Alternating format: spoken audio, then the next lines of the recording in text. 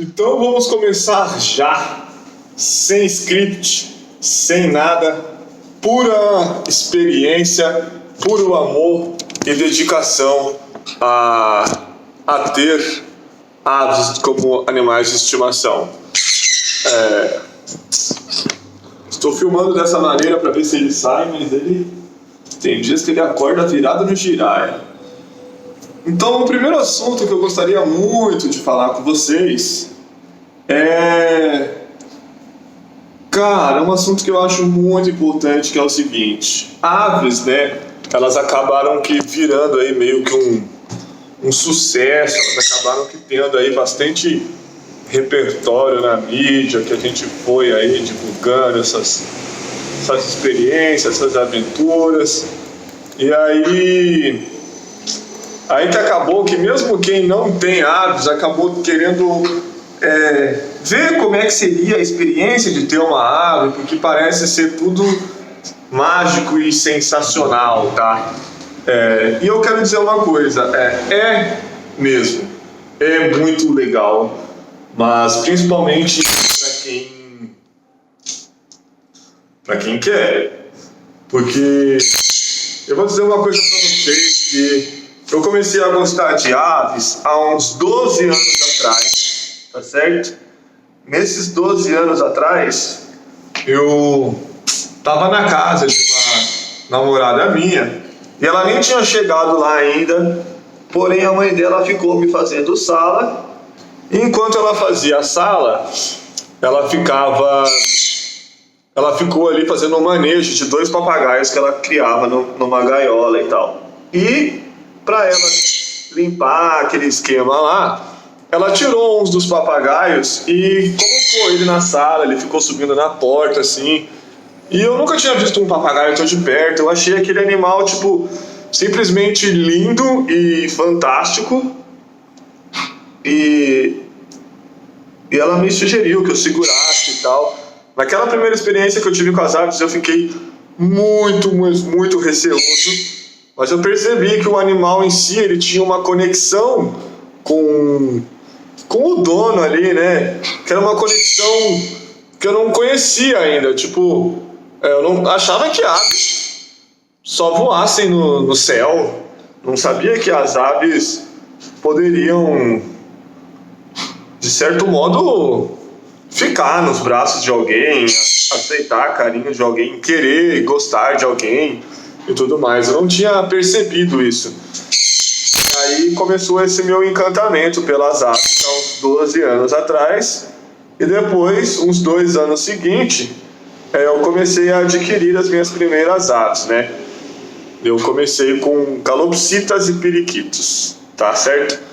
Me lembro até hoje o dia que eu passei por uma loja, um pet shop lá qualquer, e há 12 anos atrás, né, as aves ficavam ali na esquina ali, e aí eu passei pela loja e falei, nossa, que legal esses passarinhos e tal, e já fui logo lá e já comprei um casal de calopsita e um casal de periquito e voltei com eles para casa, com gaiola, com tudo, com todo o esquema, sabe? E aí eu fui percebendo que essas aves, elas precisavam de um manejo básico. Só um minutinho que eu tô tirando uma coisinha aqui que tá me incomodando. Mas elas precisavam de um manejo básico, que não é igual peixe. Sei lá se peixe é assim, mas você vai lá e abriu a tampinha, joga a ração e depois você troca a água, sabe? Elas precisavam de uma coisa que era um pouco mais do que isso. E eu comecei a estudar e perceber que existiam maneiras de você criar esses animais onde eles se mantivessem saudáveis e felizes, tá? A ponto até de quererem se reproduzir no ambiente em que eles estavam sendo criados e tudo mais. E eu acho que eu ainda tenho foto dessas aves.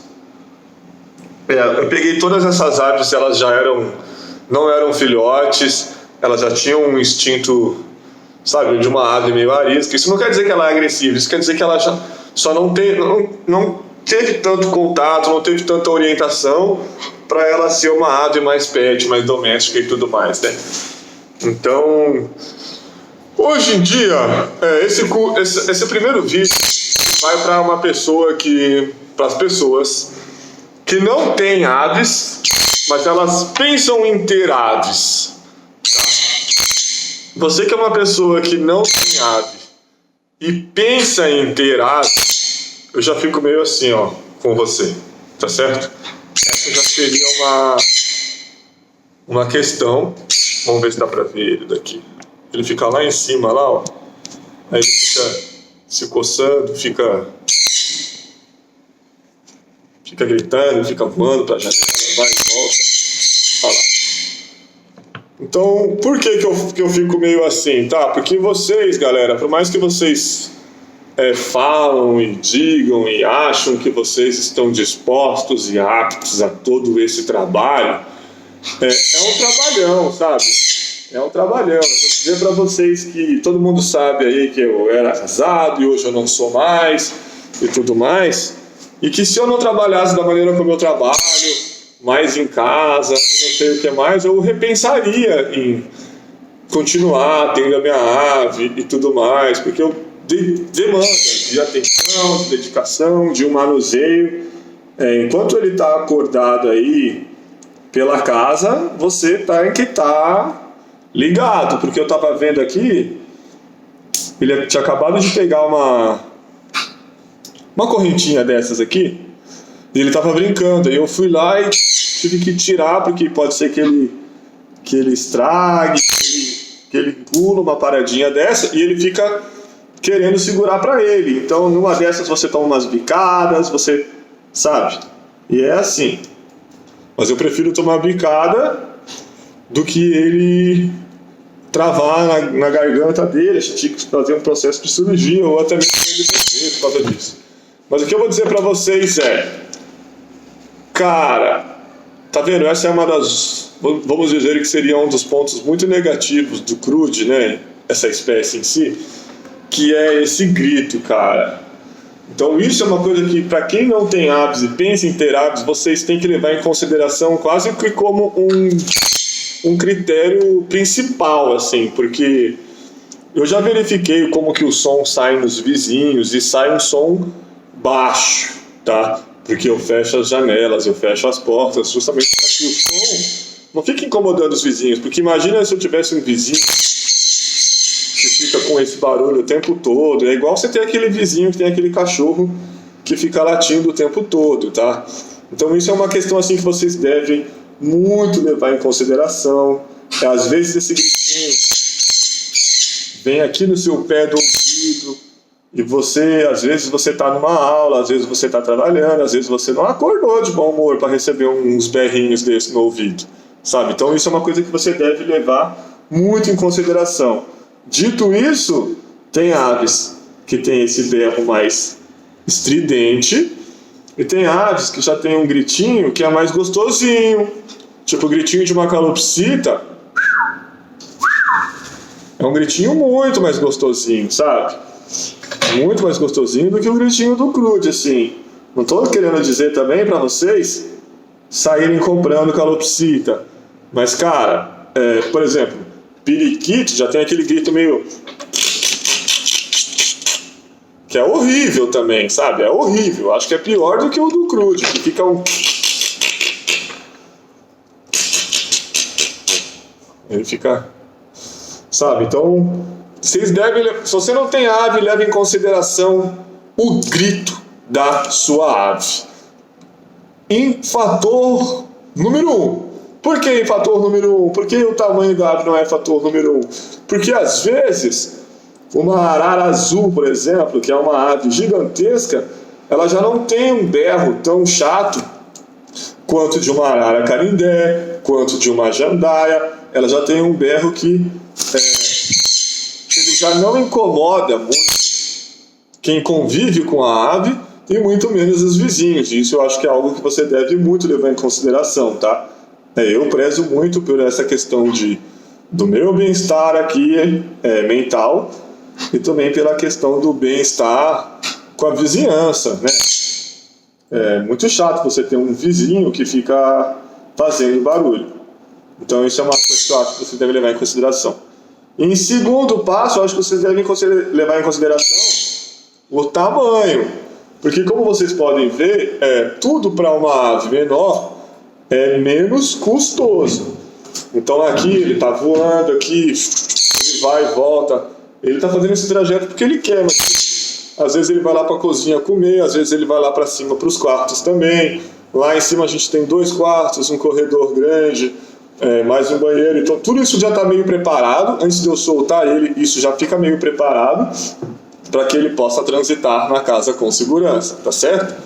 Então essa é uma das questões. O tamanho, ele influencia muito na disponibilidade que a sua ave vai ter de curtir o ambiente, o mesmo ambiente que você, e dos seus acessórios também, né? Porque querendo ou não, para muitas pessoas dormir numa gaiola vai ser uma questão fundamental. E aí se você tem uma ave grande, né?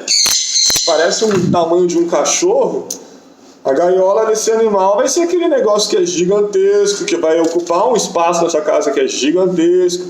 Então, às vezes eu encontro pessoas que têm araras e moram em apartamento e eu fico tipo, what? Eu morando aqui do jeito que eu tô morando, ainda tem um móvel para chegar, que é um rack. E eu olho para essa sala assim e eu falo, eu acho que eu exagerei, porque eu não precisava ter comprado esse móvel. Tá certo? Apesar de ter um espaço ali para ele, eu acho que já está ótimo assim. Então eu gosto de espaços, tá certo? Imagina se você tem um espaço, você vai ocupando todos os espaços, e ainda assim uma gaiolona gigantesca, né? E uma gaiolona dessas de araras gigantescas e tal, dificilmente são o suficiente para uma arara, né? Porque ela não sai do quadro. Ela não abre as asas, ela não dá nenhuma batidinha até o outro lado, porque a ave em si é muito grande. E aí ela começa a criar aquele hábito de ficar escalando a gaiola, de ficar de cabeça para baixo, essas coisas assim. Então a ave acaba ficando com um condicionamento menor. O condicionamento comportamental, não só uma questão de física, né? Uma questão comportamental. Então a ave acaba ficando com essa coisa menor. E aí, cara, isso é uma coisa que deve ser muito levada em consideração, porque as araras, enfim, já são animais considerados grandes. É tipo cachorro de pequeno, médio e grande porte. E aí já teria umas aves mais medianas, que seriam jandaias, papagaios, que apesar de terem um tamanho meio que, dependendo aí do seu critério, tá, ideal, já são animais também que possuem, cada ave em si possui as suas interações e necessidades específicas. Então você deve fazer uma listinha de qual é esse tipo de animal que você vai querer.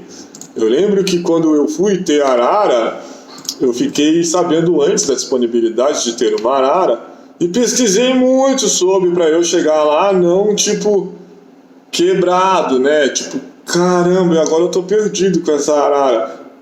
Apesar de que, quando ela chegou em casa, a gente ainda ficou perdido, tá? E a gente foi aprendendo com a ave em si. Então, assim, fator número 1, grito, é uma coisa que deve ser muito levado em consideração. Fator número 2, tamanho. Uma ave grande, uma ave média, já demandam de acessórios maiores, de brinquedos maiores. Pega um brinquedinho para uma arara para você ver. Você pegou o brinquedinho, durou 1 minuto. Vai ver quanto custa esse brinquedinho. Então tem o custo, tem a alimentação. Cada ave, a gente que tem esses canais que são mais propagados, né? Às vezes as pessoas vão lá e me perguntam assim, olha, eu tenho um lore dusky, um lore negro, um lores negro, e ele não está se alimentando muito bem. Você sabe o que eu faço? Sinceramente, eu não sei o que você faz com um lores negro, porque eu não pesquisei sobre lores negro, porque eu não tive.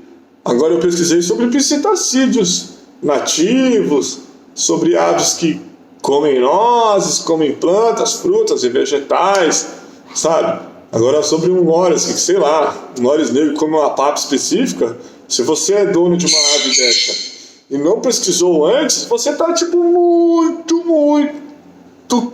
perdido e muito quebrado. Você deve pesquisar antes sobre as necessidades fundamentais e biológicas do seu animal de estimação. Antes, não adianta chegar depois e descobrir que sua ave come papinha específica, que come néctar, que come sei lá o que. Então, às vezes, por menor que seja a ave também, ela também tem as suas necessidades específicas. Então, são fatores que você tem que levar em consideração. E outra coisa que você tem que levar em consideração são outros animais, né? Se você tem outros animais de outras espécies em casa, cachorro, gato, você quer misturar isso, você quer saber manusear o cachorro junto com a ave, o pássaro junto com a ave, cara, você tem que ter mais conhecimento ou algum serviço de adestramento como essas coisas vão encaixar uma nas outras, tá certo? Isso é algo que a gente pode até fazer algum programa aí pra frente, mas, tipo assim, eu vejo muitas pessoas que querem ter aves e adestrar as suas aves, treinar para qualquer coisa aí que elas queiram fazer, mas elas não tiveram a mínima capacidade de ensinar o cachorro a respeitar ou fazer xixi no lugar certo ou o manejo básico do cachorro. Então, assim, o cachorro é muito mais fácil e aderente do que treinar uma ave. Uma ave, existe essa questão da personalidade, existe várias questões de ave. Então tenham em mente que se você ainda não tem ave, existe essas questões. E o custo, qual que é o manejo disso? Você vai levar a sua ave para sair, você tem que ter carro. Eu não tenho carro, como é que eu vou levar uma arara para sair? Entendeu? Não sei, é difícil até de levar uma ave pequena para sair, imagina uma arara, né? Então, você mora próximo, você mora em casa, você mora em apartamento, você mora em um lugar apertado, você, apesar de eu não gostar, muitas pessoas optam pelo corte de asas ou não. Você já pesquisou isso antes de ter ave? Por que você vai cortar e por que você não cortaria? Tá certo? Cada um maneja a sua ave do jeito que bem entender. Mas existem todas essas questões que você deve levar em consideração. Custos, se você tem carro, quanto que é a ração dessa arara, quanto que é o manejo dessa ave. Falei da arara, mas é ave em geral. Quanto que é tudo isso? Qual é o valor disso tudo? Sabe? Qual é o valor para você ter, para ele ficar em casa assim? Com certeza deve ter um cocôzinho ali onde ele tá. E eu já deixo uns papéis meio próximos. Então depois eu vou lá passando, limpando e recolhendo. E aí eu também tenho um cachorro que solta pelo. Então uma vez por dia eu vou lá, barro o chão. Se eu vejo que tem sujeirinhas do crude pelo chão, eu passo um pano também. Então assim, é trabalho, tá? Vocês têm que ter em mente que é trabalhoso. Existem muitos pontos positivos e muita coisa boa de você ter ave, mas eu jamais vou dizer para você que não é trabalhoso. Eu acho que de todos os animais que eu tive, eu já tive outros animais também, é um animal trabalhoso, tá? E assim, eu estou desfrutando dessa experiência que eu tenho com o crude, de eu viver sozinho com ele e tal, mas estou desfrutando dessa experiência com ele, mas eu sei que talvez ele seja a minha última ave, porque para eu ter ave de novo, existe uma questão financeira, uma questão de possibilidades, uma questão de poder, tá certo? O que eu posso, quais são as possibilidades dentro do meu planejamento financeiro de vida que eu posso proporcionar a essa ave? Então, tenham em mente tudo isso antes de ter uma ave. Não são pontos negativos, são pontos de alerta, pontos de precaução para você tomar ciência diante de ter uma ave. Eu gosto de dizer que se você não tem uma ave ainda e você pretende ter uma ave, seja um especialista já, antes de você ter a ave. Sabe, quando as pessoas conversarem com você, ou quando você conversar com alguém que já tem ave, conversar com essa galera das aves, que você fale com bastante autoridade, porque você leu bastante sobre, não porque você só viu pessoas que têm aves. E é bom você também ver pessoas que também têm esse tipo de aves e que elas podem trocar experiência, porque além de você ter buscado tanto conhecimento ali e ser o já ter bastante conhecimento sobre, eu espero que também você saiba absorver informações. Então é isso, sobre vídeo para vocês que ainda não têm aves e que vocês queiram ter aves, sabe? Essa ave possibilita que você estude, que você trabalhe, que você viva a sua vida, porque eu vou dizer uma coisa para vocês, uma coisa que é muito minha e sempre foi. Eu adoro ter animais de estimação. Atualmente eu tenho 2 cães e o Crude. Já tive outros animais em momentos diferentes da minha vida. Já tive animais com mais de um, já tive animais em um, mas durante a minha vida inteira eu sempre tive animais. Porém, eu nunca quis me tornar aquela velha dos gatos, sabe? Aquela tiazinha que tem 30 gatos em casa e ela não pode ver um gato na rua, que ela vai lá e pega e leva para casa. Eu não quero isso, porque eu não acho que isso faz parte de um equilíbrio e de uma saúde mental. Pelo contrário. Então eu não quero ser essa pessoa, porque essa pessoa ela tem uma questão de que ela não vive a vida dela e ela vive a vida dos animais.